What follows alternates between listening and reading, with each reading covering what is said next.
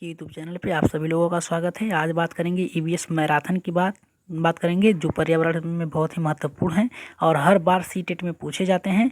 लेकिन आज का जो हमने टॉपिक उठाया है कि घरों के प्रकार, यानी घर किन किन प्रकार के होते हैं, किन किन राज्यों में कैसे कैसे घर होते हैं। तो आज बात करेंगे मैराथन में सिर्फ उनके ही। आज सिर्फ लास्ट में एक प्रश्न आप लोगों को रखे गए हैं, जो इसका जवाब आप लोगों को कमेंट बॉक्स में देना है। तो चलिए शुरू करते हैं। लेकिन आगे बढ़ने से पहले एक बार कहेंगे, वीडियो को लाइक और सब्सक्राइब जरूर कर दीजिए। जिन भाइयों ने अभी तक सब्सक्राइब नहीं किया तो जल्दी से सब्सक्राइब कर लीजिए। तो आज की मैराथन क्लास बहुत ही अच्छी होने वाली हैं और नोट्स बनाते चलिएगा सभी लोग। तो चलिए देखते हैं क्या कह रहा है। पहला कह रहा है असम के मकान, यानी असम के घर, यानी असम में जिस प्रकार के घर होते हैं, कैसे कैसे घर होते हैं।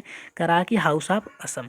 तो पहला कह रहा है हमारा कि हमारे घर ज़मीन से लगभग 10 से 12 फुट ऊंचे होते हैं। Our house are made almost 10 to 20 feet up off the ground. यानी कह रहा है कि जो असम के मकान होते हैं ज़मीन से 10 से 12 फीट के ऊंची पे होते हैं। अगर प्रश्न में पूछ दिया जाए कि कहाँ के मकान 10 से 12 फीट के ऊंची पे बनाए जाते हैं, तो आप लोग बेझिझक मार दीजिएगा असम पे।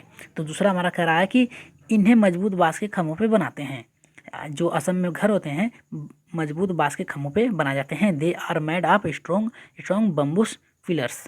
और तीसरा कह रहा है हमारा, ये घर अंदर से भी लकड़ी के ही बनाए जाते हैं। अगर प्रश्न में पूछ दिया जाए कि घरों की विशेषता के बारे में अगर पूछ दिया जाए कि कहाँ के घर 10 से 12 फुट के ऊंचे पे बनाए जाते हैं और मजबूत बांस के खम्भों पे बनाए जाते हैं, लेकिन वो जो अंदर से भी लकड़ी के बने होते हैं, तो आप बता सकते हैं कि असम के। यहाँ पे देख सकते हैं, यहाँ पे जो मकान बना हुआ है ये बांस की मजबूत खम्भों पे बना है। 10 से 12 फीट इसकी ऊंचाई है। 10 से 12 फीट इसकी ऊंचाई होती है। देख सकते हैं नीचे पानी भरा हुआ है। यहाँ पे देखिए बांस के मजबूत खम्भे बने हुए हैं और यहाँ पे अपने जीवन यापन करने के लिए सभी लोग बांस के खम्भों पे बनाते हैं और ऊंचाई जो होती है 10 से 12 फीट होती हैं। तो इसे जल्दी से नोट्स कर लीजिएगा। और चलिए आगे बढ़ते हैं दूसरे प्रश्न की ओर। दूसरा क्वेश्चन देखते हैं क्या कह रहा है। दूसरा जो है हमारा कि मनाली के मकान, हाउस ऑफ मनाली, यानी मनाली में कैसे घर होते हैं। तो चलिए देखते हैं। पहला हमारा कह रहा है कि मनाली जो एक पहाड़ी इलाका है, Manali which is the hill of area. दूसरा कह रहा है कि हमारे यहाँ बारिश बहुत होती है और बर्फ़ भी पड़ती है। At our place it rain having and snow as well. तो दूसरा कह रहा है। तीसरा कह रहा है हमारा कि हमारे मकान पत्थर या लकड़ी से बने होते हैं। Our house are made of stone and wood. तो चलिए देखते हैं क्या कह रहा है कि मनाली के जो मकान होते हैं ये पहाड़ी इलाका में होते हैं। आप देख सकते हैं यहाँ पे पीछे देखिए बना हुआ है पहाड़ी नुमा, यानी जंगल नुमा है, वो पहाड़ियों पे बना हुआ है। दूसरा कह रहा है कि यहाँ पे बारिश भी होती है, यानी बारिश यहाँ पे मनाली में भी बारिश खूब होती है। और कह रहा है कि बर्फ़ भी पड़ती है, मनाली में बर्फ़ भी पड़ती है। यहाँ पे देख सकते हैं आप लोग। और हमारे मकान जो होते हैं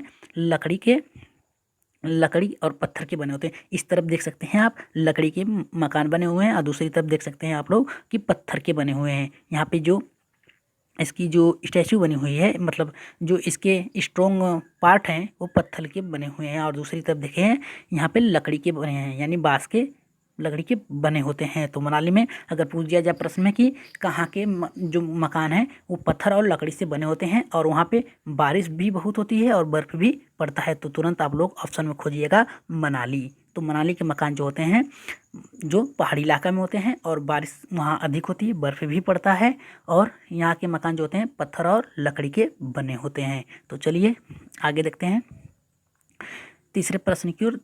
तीसरा प्रश्न नहीं है, तीसरा देखते हैं हमारा क्या कह रहा है। तीसरा जो है हमारा लेह के मकान, हाउस ऑफ लेह।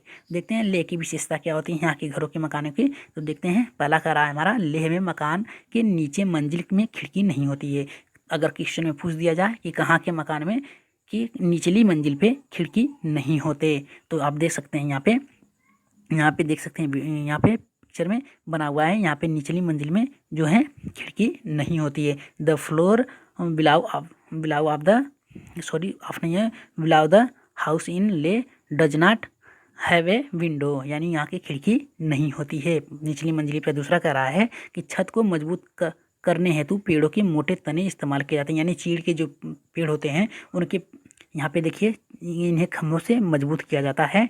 और जो चीड़ के पेड़ होते हैं उसके खम्भों से बना होता है।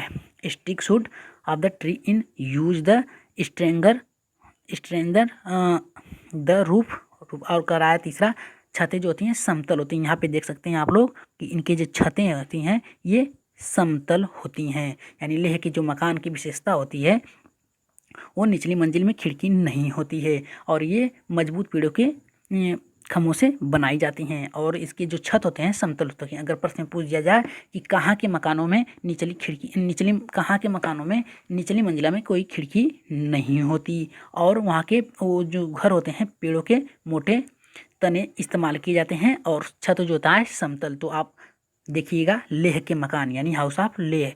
तो चलिए आगे बढ़ते हैं, देखते हैं आगे क्या कर रहा है। आगे की विशेषता क्या है इसकी देख लेते हैं कि लेह में मकान में छत घर का महत्वपूर्ण हिस्सा होता है। जो लेह का मकान होता है समतल होता है, घर का बहुत ही महत्वपूर्ण हिस्सा होता है।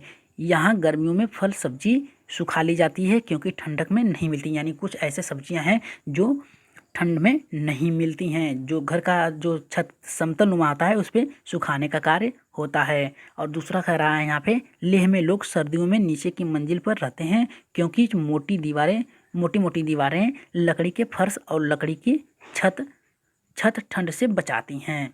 तो अगर प्रश्न पूछ दिया जाए कि कहाँ के मकानों के जो छत होते हैं महत्वपूर्ण होते हैं और गर्मियों में फल सब्जियां सुखाने के लिए उपयोगी होती हैं, तो आप कहेंगे लेह में। और अगर पूछ दिया कि कहाँ के लोग सर्दियों में निचली मंजिल में रहते हैं, निचली मंजिल में रहते हैं किस लिए रहते हैं, तो आप प्रश्न में देखिएगा कि वहाँ पे लिखा होगा कि लेह के लोग जो होते हैं निचली मंजिल में रहते हैं क्योंकि उसकी दीवारें जो होती हैं लकड़ी की होती हैं और मोटी मोटी होती है जो बर्फ़ जो छत को ठंड से बचाती हैं। तो चलिए आगे बढ़ते हैं। यहाँ पे देख सकते हैं आप, यहाँ पे लोग सब्जियों को सुखा रहे हैं और छतें जो होती हैं समतल होती हैं, उस पर सुखाया जाता है। तो चलिए आगे बढ़ते हैं, देखते हैं क्या कह रहा है हमारा चौथा क्या कह रहा है। चौथा कह रहा है एक बार कि राजस्थान के घर हाउस ऑफ राजस्थान। तो देखते हैं इसकी विशेषता क्या होती है हाउस ऑफ राजस्थान की। कह रहा है कि हमारे यहाँ बारिश बहुत कम होती है और खूब गर्मी पड़ती है। कह रहा है कि रेन्स वेरी इसके आप your area it's a very hot too. कह रहा है कि बहुत बारिश जो होती है बहुत कम होती है और खूब गर्मी पड़ती है। अगर प्रश्न पूछ दिया जाए कि बहुत ही गर्मी पड़ती है पर बारिश बहुत कम होती है, वो ये कहाँ की विशेषता है, तो आप कह सकते हैं कि राजस्थान की। अगर दूसरा कह रहा है कि हम लोग मिट्टी के घरों में रहते हैं और तीसरा कह रहा है कि घरों की दीवारें बहुत मोटी होती हैं, इन दीवारों को मिट्टी से लीप पोत कर सुंदर बनाया जाता है। अगर पूछ दिया जाए कि कहाँ के घर मिट्टी के होते हैं तथा बारिश कम होती है और खूब गर्मी पड़ती है, तो आप बता सकते हैं कि राजस्थान। और एक विशेषता और है राजस्थान की कि छतें कटीली झाड़ियों की बनी होती हैं। अगर पूछ दिया जाए प्रश्न में कि कहाँ की विशेषता है कि कम बारिश होती है और खूब गर्मी पड़ती है तथा लोग मिट्टी के घर में रहते हैं और घरों की दीवारें मोटी मोटी होती हैं और उसे लीप कर बनाई जाती है और उसकी छतें कटीली नुमा होती हैं, तो आप कह देंगे राजस्थान की विशेषता है कि उनकी छतें जो होती हैं कटीली नुमा होती हैं। यहाँ पे देखिए कटीली झाड़ियों से बना हुआ है, यहाँ पे देख सकते हैं आप राजस्थान की विशेषता है। यहाँ पे भी देख सकते हैं कि कटीली झाड़ियों से बनी हुई हैं और जो दीवारें हैं मिट्टी की हैं, मिट्टी से लीप पोत कर अच्छी से सुंदर बनाया जाता है और इसकी जो दीवारें होती हैं बहुत ही मोटी होती हैं। तो चलिए आगे बढ़ते हैं, देखते हैं पाँचवा हमारा क्या कह रहा है। पाँचवा कह रहा है कश्मीर। तो चलिए देखते हैं कश्मीर की भी सैर कर ले रहे हैं। कश्मीर के मकान हाउस ऑफ कश्मीर। तो पहला कह रहा है कि कश्मीर में शिकारा घूमने हेतु तथा हाउस बोट टूरिस्ट हेतु प्रयोग की जाती है। कह रहा है कि कश्मीर में जो शिकारा नाव होती है वो कश्मीर घूमने के लिए तथा हाउस बोट जो होती है टूरिस्ट हेतु होती है। और दूसरा कह रहा है कि हाउस बोट की जो लंबाई होती है 80 फुट लंबाई होती है और चौड़ाई जो होती है 8 से 9 फीट होती हैं।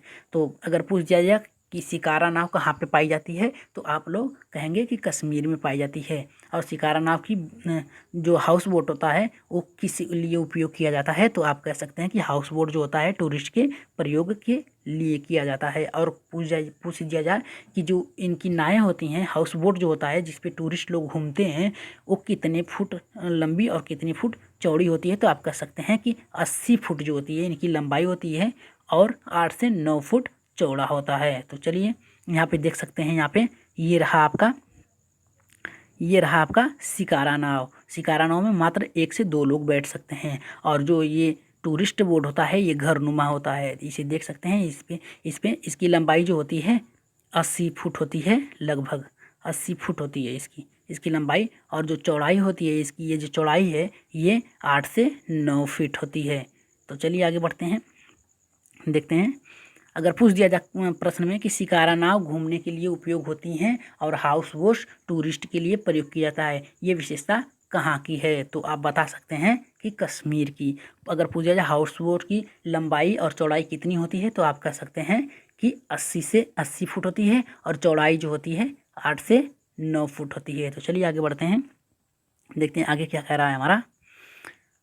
ये बहुत ही महत्वपूर्ण है, कह रहा है कि डल लेक व झेलम नदी दोनों श्रीनगर में हैं। यानी अगर पूछ दिया जाए कि डल लेक और झेलम नदी कहाँ पे है, तो आप बता सकते हैं कि श्रीनगर में है। बोथ यहाँ दिया है, both Dal lake and Jhelum river are a Srinagar. यहाँ यानी इसका मतलब ये है कि जो डाल लेक और झेलम नदी है ये श्रीनगर में है। और दूसरा कह रहा है कि हाउस बोट में खास डिजाइन बनी होती है। यहाँ पे आप देख सकते हैं कि जो हाउस बोट है इसमें डिजाइन नुमा बनी होती है, जिसे ख़त्म बंद भी कहते हैं। यानी ख़त्म बंद यानी खिड़की नुमा होती है, उसे ख़त्म बंद कहते हैं। और तीसरा कह रहा है कि कश्मीर में मकान की खिड़की बाहर की ओर उभरी होती है, जिन्हें डब कहते हैं। यानी आप देख सकते हैं यहाँ पे मकान की विशेषता जो होती है, ये जो खिड़कियाँ होती हैं बाहर की तरफ उभरी होती हैं। ये विशेषता कहाँ की है, तो आप कह सकते हैं कश्मीर की। अगर पूछ दिया जाए कि डल लेक झेलम नदी कहाँ पे है, तो आप कह सकते हैं कि श्रीनगर में है। और दूसरा पूछा हाउस बोट की खासियत क्या है, तो आप कह देंगे कि उसमें खास तरह की डिजाइन बनी होती है। और उसे क्या कहते हैं, हाउस बोट को क्या कहते हैं, तो आप कह सकते हैं कि ख़त्म बंद कहते हैं।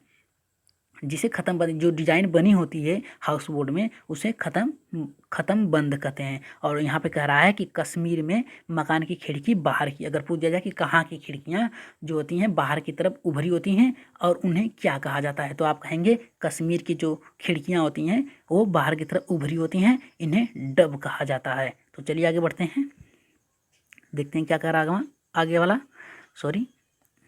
यहाँ पे कह रहा है कि दिल्ली के मकान यानी हाउस ऑफ दिल्ली यानी शहरों के भी ले लिया गया है। पहला कह रहा है दिल्ली जो है भारत की राजधानी है। ये तो सभी लोगों को पता है कि अगर पूछ दिया जाए प्रश्न में कि भारत की राजधानी कहाँ है, तो आप कहेंगे दिल्ली है। यानी दूसरा कह रहा है कि दिल्ली में ऊंची ऊंची इमारतें ऊंचे मकान होते हैं। सभी को पता है कि राजधानी होने के कारण यहाँ पे सुंदरता बनाने के लिए यहाँ की जो इमारतें होती हैं ऊंची ऊंची बिल्डिंगें होती हैं। तो चलिए आगे बढ़ते हैं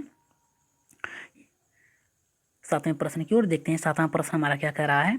7वां प्रश्न हमारा क्या कह रहा है, 7वां कह रहा है कि बकरवाल लोग के मकान यानी हाउस ऑफ बकरवाल पीपल्स। जो बकरवाल पीपल होते हैं ये आप लोग याद रखिएगा कि ये लोग जो होते हैं मनाली होते हैं। यहाँ पे देखिए पहाड़ियाँ बनी हुई हैं, ये मनाली में लोग निवास करते हैं, मनाली, ठीक है। ये मनाली में लोग निवास करते हैं। याद रखिएगा कि बकरवाल लोग कहाँ निवास करते हैं, इसमें हमने नहीं लिखा है, लेकिन ये आप लोग याद रखिएगा कि मनाली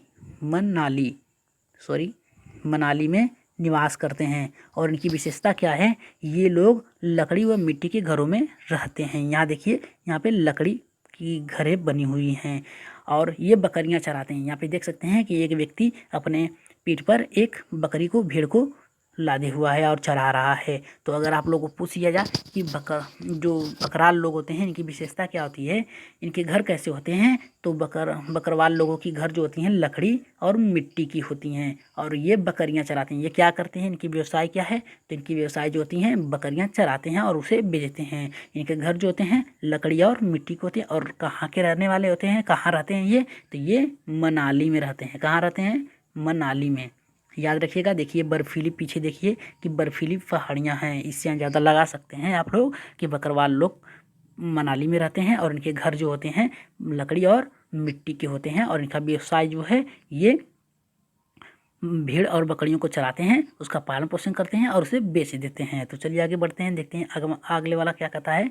अगला जो हमारा है बहुत ही महत्वपूर्ण बिंदु है, इसे आप लोग ज़्यादा ध्यान से देखिएगा और नोट्स सभी का बना लीजिएगा। अगर नोट्स नहीं बनाते हैं तो स्क्रीनशॉट ले लीजिएगा वीडियो का। तो चलिए देखते हैं महत्वपूर्ण बिंदु में क्या है। कह रहा है कि गोबर से ज़मीन की पुताई मिट्टी में कीड़ा नहीं लगाता, यानी नहीं लगता। यानी जो अगर पूछ दिया जाए कि गोबर की जो पुताई गांव में क्यों किया जाता है, तो आप लोग कहेंगे कि मिट्टी जो होता है, ये गोबर जो होता है ज़मीन पे लिपने से ये कीड़े नहीं लगता। यानी अगर प्रश्न पूछा जाए कि गोबर की जो गांव में गोबर से घरों की लिपा जाता है उसका क्या कारण है, तो आप कह सकते हैं कि जो गोबर से मिट्टी जो जमीन लीपी जाती है उससे कीड़े नहीं लगते हैं। दूसरा कह रहा है कि सोहना गांव हरियाणा में है, यानी सोहना गांव कहाँ है, हरियाणा में है। ये सीटेट में एक बार पूछा गया था। और सोहना से दिल्ली के बीच की गुड़गांव गांव शहर इसी थे। सोहना से दिल्ली के बीच गुड़गांव शहर, यानी जो सोहना शहर था ये पहले कहाँ था, गुड़गांव शहर में था, स्थित था। बाद में दिल्ली में शिफ्ट हो गया, यानी उसका नाम बदल दिया गया। ठीक है, और आगे बढ़ते हैं। डेरा गाजी खान पाकिस्तान में है। अगर पूछ दिया जाए कि डेरा गाजी खान जो स्थान है, जो शहर है, वो कहाँ है, एक बार सीटेट में ये भी पूछा था। तो ये कहाँ है, ये पाकिस्तान में है। तो आज के प्रश्न आप लोगों को बहुत ही अच्छे लगे होंगे। तो चलिए आज के आप लोगों के लिए जो प्रश्न रखा गया है उस पर चलिए देखते हैं आज आप लोग कितने लोगों का ये प्रश्न सही होता है। तो चलिए देखते हैं कितने लोगों का सही होता है। कह रहा है कि निम्नलिखित में से कौन सा सीखने का क्षेत्र है, यानी सीखने का क्षेत्र कौन सा है। पहला कह रहा है अनुभविक, दूसरा कह रहा है भावात्मक, तीसरा कह रहा है आध्यात्मिक, चौथा कह रहा है कि व्यावसायिक। तो जल्दी से बताइए कि पहले का आंसर क्या होगा। अनुभविक द्वारा बच्चे सीख सकते हैं, या फिर भावात्मक द्वारा सीख सकते हैं, आध्यात्मिक द्वारा सीखते हैं, या फिर व्यावसायिक द्वारा। तो इसका आंसर कमेंट बॉक्स में ज़रूर लिखिएगा। और ये भी बताइएगा कि आज की जो मैराथन क्लास थी घरों के प्रकार कैसे लगी आप लोगों को। और ये प्रश्न आप लोग कमेंट बॉक्स में ज़रूर बताइएगा कि कितने लोगों का सही होता है। और जल्दी से बताइएगा कि अगली क्लास किस पे बनाई जाए। तभी सही होने के कारण आज की क्लास छोटी सी बनाई गई थी जो महत्वपूर्ण थी। तो आशा करते हैं आज की क्लास आप लोगों को अच्छी लगी होगी। आज के लिए इतना ही, धन्यवाद।